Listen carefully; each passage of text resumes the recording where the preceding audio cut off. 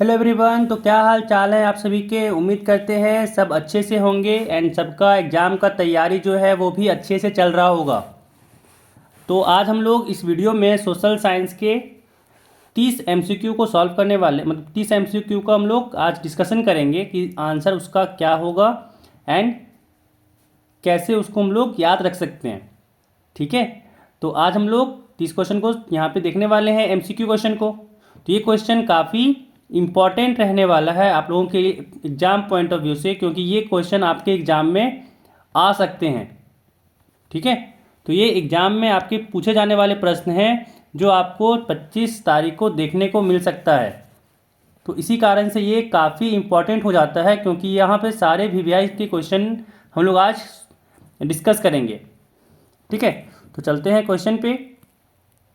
यहाँ पे देखिए पहला क्वेश्चन, यहाँ पे पहला क्वेश्चन कह रहा है, पहला क्वेश्चन यहाँ पे है कि फ्रांसीसी क्रांति का नेता कौन था। फ्रांसीसी क्रांति का नेता कौन था? तो इसका आंसर हो जाएगा ए नेपोलियन बोनापार्ट। ठीक है, इसका आंसर हो जाएगा ए नेपोलियन बोनापार्ट। अगला सवाल देखिए, कह रहा है फ्रांसीसी क्रांति की मुख्य विशेषता क्या थी, है ना।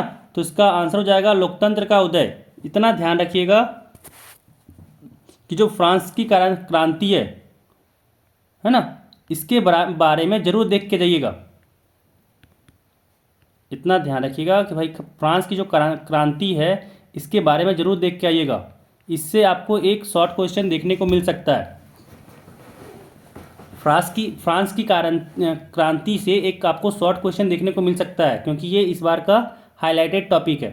ठीक है, तो जरूर इसको पढ़ के जाइएगा। चलिए अगला सवाल देखिए। अगला सवाल देखिए, यहाँ पे कह रहा है कि भारत में असहयोग आंदोलन का नेता कौन था, है ना। भारत में असहयोग आंदोलन का नेता कौन था? तो इसका आंसर हो जाएगा ए महात्मा गांधी। महात्मा गांधी।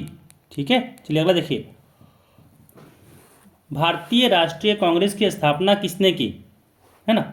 भारतीय राष्ट्रीय कांग्रेस की स्थापना किसने की? तो इसका आंसर हो जाएगा C Allan Octavian Hume. Allan Octavian Hume ने की थी। चलिए अगला सवाल देखिए। अगला सवाल, है ना, देखिए यहाँ पे कह रहा है कि द्वितीय विश्व युद्ध का मुख्य कारण क्या था। द्वितीय विश्व युद्ध का मुख्य कारण क्या था? ठीक है, तो इसका आंसर होगा बी जर्मनी द्वारा पोलैंड पर आक्रमण। जर्मनी द्वारा पोलैंड पर आक्रमण। जर्मनी ने पोलैंड पर आक्रमण कर दिया था। इसी कारण से जो इंग्लैंड के क्या बोलते उसको, यूनाइटेड किंगडम जो उस समय था, उसमें उसके अंदर में पोलैंड रहता था, तो इसी कारण से पूरा युद्ध छिड़ गया था। चलिए अगला सवाल देखिए। अगला सवाल कह रहा है कि भारतीय उद्यमी जिसने पहली भारतीय जूट मिल स्थापित की थी, है ना, कि भारतीय उद्यमी जिसने पहली भारतीय जूट मिल स्थापित की थी, उनका नाम पूछा जा रहा है। तो याद रखिएगा, ये होगा ऑप्शन ए द्वारकानाथ टैगोर। द्वारकानाथ टैगोर। ये क्वेश्चन स्टार मार्क थोड़ा सा लगा सकते हैं, तो लगा लीजिए स्टार मार्क, है ना। चलिए अगला सवाल देखिए। अगला सवाल यहाँ पे कह रहा है कि भाप इंजन का विकास करने वाले ब्रिटिश आविष्कारक कौन थे। भाप इंजन का विकास करने वाले ब्रिटिश आविष्कारक कौन थे, है ना। तो इसका आंसर हो जाएगा आपका ए जेम्स वाट। James Watt. ठीक है, अगला कि मुद्रण तकनीक सबसे पहले कहाँ विकसित हुई। मुद्रण तकनीक सबसे पहले कहाँ विकसित हुई? तो इसका आंसर होगा चीन।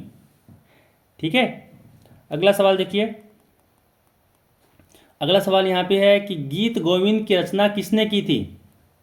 गीत गोविंद की रचना किसने की थी? ठीक है, तो इसका आंसर होगा ए जयदेव। ठीक है ना, जयदेव। अगला सवाल देखिए, यहाँ पे कहा जा रहा है कि महात्मा गांधी ने किस पत्रिका का संपादन किया।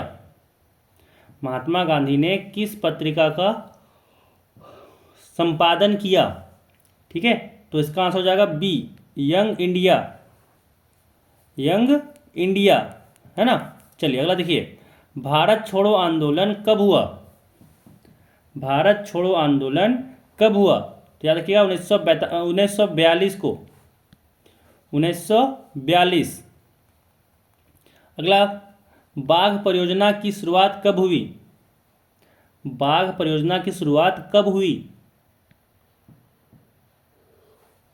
इसका आंसर हो जाएगा आपका 1973, ऑप्शन बी। ठीक है। अगला सवाल देखिए, कह रहा है किस प्रकार की मिट्टी में कंकड़ की मात्रा अधिक होती है ना, कि किस प्रकार की मिट्टी में कंकड़ की मात्रा अधिक होती है ना। तो इसका आंसर हो जाएगा बी, बांगर। इसका हो जाएगा बी, बांगर। ठीक है ना। तो ये भी हाईलाइटेड क्वेश्चन है, इसको भी थोड़ा सा याद करके जाइएगा, ये भी सवाल पूछा जाता है। अगला सवाल देखिए, अगला सवाल यहाँ पे याद रखिए पूछा जा रहा है 14 नंबर का, कि काली मृदा किस नाम से जाना जाता है? काली मृदा किस नाम से जाना जाता है? ठीक है ना।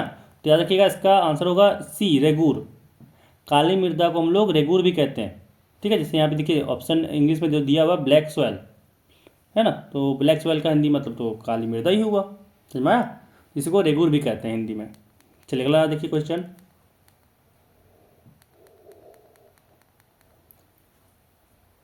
अगला क्वेश्चन कह रहा है कि सुंदरवन राष्ट्रीय पार्क किस राज्य में स्थित है? सुंदरवन राष्ट्रीय पार्क किस राज्य में स्थित है? ठीक है। तो इसका आंसर हो जाएगा ऑप्शन ए, पश्चिम बंगाल। सुंदरवन राष्ट्रीय पार्क जो है वो पश्चिम बंगाल में है ना। अगला क्वेश्चन कह रहा है कि नर्मदा बचाओ आंदोलन संबंधित है? नर्मदा बचाओ आंदोलन संबंधित है ना। तो यहाँ पे इसका आंसर होगा ए, सरदार सरोवर परियोजना से, सरदार सरोवर परियोजना से। ठीक है। अगला सवाल देखिए, अगला सवाल कह रहा है कि जल किस प्रकार का संसाधन है? यहाँ पे पूछा जा रहा है कि जल किस प्रकार का संसाधन है, तो ये हो जाएगा नवीकरणीय। ठीक है ना, नवीकरणीय। अगला सवाल, अगला सवाल यहाँ कह रहा है कि श्रीलंका का राजकीय धर्म क्या है? श्रीलंका का राजकीय धर्म क्या है? तो इसका आंसर हो जाएगा डी, बौद्ध। ठीक है। अब अगला सवाल देखिए, कह रहा है बेल्जियम में डचों की आबादी कितनी प्रतिशत है ना। इसका आंसर हो जाएगा सी, 59%, 59%। चलिए अगला देखिए सवाल,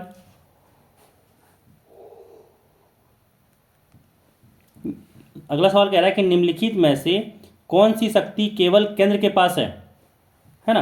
त्याग के रक्षा, जो रक्षा यहाँ पे आएगा आंसर हो जाएगा, क्योंकि रक्षा जो शक्ति है वो केंद्र के पास ही यहाँ पे रहता है शक्ति। ठीक है। चलिए अगला कह रहा है विकेंद्रीकरण क्या है? विकेंद्रीकरण क्या है? तो इसका आंसर हो जाएगा आपका सी, केंद्र से राज्यों की शक्ति का हस्तांतरण। ठीक है। केंद्र से राज्यों की शक्ति का हस्तांतरण है ना, कि केंद्र जो है शक्ति दे दे राज्य सरकार को, सो कहते हैं हम लोग विकेंद्रीकरण। अगला सवाल, भारत के पूर्वोत्तर राज्यों द्वारा अधिक स्वायत्तता की मांग का मुख्य कारण क्या है? ठीक है। तो इसका आंसर होगा आर्थिक पिछड़ापन, या फिर सांस्कृतिक भाषाई का अंतर, ऐतिहासिक कारण, या फिर भौगोलिक स्थिति। तो याद रखिएगा इसका आंसर हो जाएगा बी, सांस्कृतिक और भाषाई अंतर, सांस्कृतिक और भाषाई अंतर। अगला सवाल देखिए, कह रहा है एक लोकतांत्रिक सरकार को मुख्य विशेषता क्या है? एक लोकतांत्रिक सरकार की मुख्य विशेषता क्या है ना। आपके ऑप्शंस हैं यहाँ पे कि शक्ति का केंद्रीकरण, शक्तियों का पृथक्करण, व्यक्तिगत अधिकारों का संरक्षण, है ना। तो यहाँ पे हो जाएगा ऑप्शन डी, यहाँ पे जो इसका आंसर होगा वो होगा ऑप्शन डी, तीनों हो जाएगा। ठीक है, तीनों यहाँ पे करेक्ट है, तो तीनों सही है, तो भाई ऑप्शन डी हो जाएगा। अगला सवाल देखिए, कह रहा है निम्नलिखित में से कौन भारतीय संविधान का एक प्रावधान है जिसका उद्देश्य लिंग समानता को बढ़ावा देना है ना। तो इसका आंसर होगा बी, अनुच्छेद 15, जिसको आर्टिकल 15 भी कहते हैं, अनुच्छेद 15।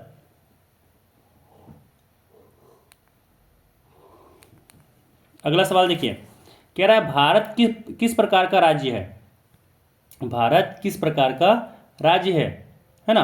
तो इसका आंसर हो जाएगा आपका सी संप्रभुत्व, लोकतांत्रिक, धर्मनिरपेक्ष और संघीय, है ना। देखिए धर्मनिरपेक्ष और संघीय भी हो सकता है, संप्रभुत्व और लोकतांत्रिक भी हो सकता है, लेकिन जब ये चारों चीज़ एक जगह पे दिया हुआ है तो बेस्ट आंसर आपको चुनना होता है ना, इसलिए ये बेस्ट आंसर है ना, इसलिए ऑप्शन सी मारिए। अगला सवाल देखिए कि ग्रीन बैलेट मूवमेंट का संबंध किस देश से है ना, इसका आंसर हो जाएगा सी केनिया। केनिया से संबंध है ये ग्रीन बेल्ट मूवमेंट। अगला सवाल देखिए कह रहा है 27 नंबर कह रहा है कि राजनीतिक दलों की मान्यता कौन देता है, राजनीतिक दलों की मान्यता कौन देता है ना। तो 27 का आपका आंसर हो जाएगा ए चुनाव आयोग, चुनाव आयोग ही मान्यता देता है। देखिए चुनाव जो भी यहाँ पे राजनीतिक दल हो या फिर सब चीज़ हो, राजनीति के बारे में अगर बोला जाए तो वहाँ पे चुनाव आयोग ही सबसे पहले आता है कि चुनाव कैसे करवाना है, कब करवाना है, समझा। चलिए अगला देखिए कह रहा रोजगार गारंटी अधिनियम कब लागू किया गया, है ना। रोजगार गारंटी अधिनियम कब लागू किया गया, इसका आंसर हो जाएगा ए 2005 में ये लागू किया गया था। ठीक है। अगला सवाल देखिए कह रहा है कि बैंकों की आय का प्रमुख स्रोत क्या है ना। तो इसका आंसर हो जाएगा बी ऋण, जो ऋण देता है ना आपको वही इसका प्रमुख स्रोत है। चलिए अगला सुन देखिए कह रहा सूचना का अधिकार अधिनियम कब पारित किया गया, सूचना का अधिकार अधिनियम कब पारित किया गया, है ना। तो इसका आंसर हो जाएगा ए 2005। ठीक है, इसका आंसर होगा 2005, है ना। तो यहाँ पे 30 क्वेश्चन जो था आपका डिस्कस हो गया है ना। उम्मीद करते हैं कि आपको ये वीडियो पसंद आया होगा। ठीक है, और यहाँ पे ध्यान से सुनिए कि जो आपके एग्ज़ाम होने वाले हैं, है ना, उसमें सारे क्वेश्चन इसलिए इम्पॉर्टेंट हैं क्योंकि देखिए यहाँ पे एग्ज़ाम में जो आपका पेपर आएगा उसमें 30 क्वेश्चन जो ऑब्जेक्टिव हैं, है ना, उसमें से अगर 30 क्वेश्चन में अगर आप 28 भी लेके आ जाते हैं ना, 28 भी ले जाते हैं तो आपका बहुत अच्छा मार्क्स बनेगा। ठीक है, तो ये मार्क्स एसएसटी में आपका बहुत उठता है, और एसएसटी में अगर आपका मार्क्स आ गया तो आपका जो होगा वो परसेंटेज जो है वो बहुत अच्छा हो जाएगा। ठीक है, इसी कारण से एसएसटी थोड़ा सा अच्छे मन लगा के पढ़िए ताकि आपका मार्क्स जो है वो अच्छा आए। ठीक है, तो आज की इस वीडियो में बस इतना ही।